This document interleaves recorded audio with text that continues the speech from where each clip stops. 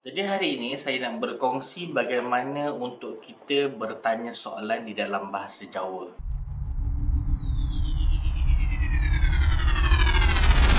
Biasanya kita akan mulakan dengan perkataan, boleh saya tanya soalan? Di dalam bahasa Jawa kasar, kita sebut sebagai aku arep takon. Di dalam bahasa yang lebih halus, biasanya kita akan menggunakan ayat berikut. Kulo bade tanglet. Ataupun kita boleh gunakan kulo bade nyuwun pirsa. Jadi antara perkataan yang digunakan di sini adalah perkataan hendak, arep di dalam bahasa kasarnya. Kemudian kita ada bahasa yang lebih halus, ajeng ataupun bade. Kemudian bahasa yang paling halus sekali iaitu kerso.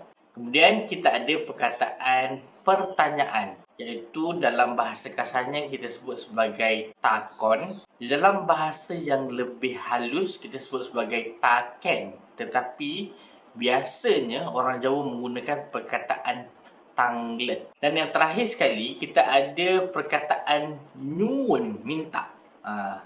Kulo bade nyuwun pirsa.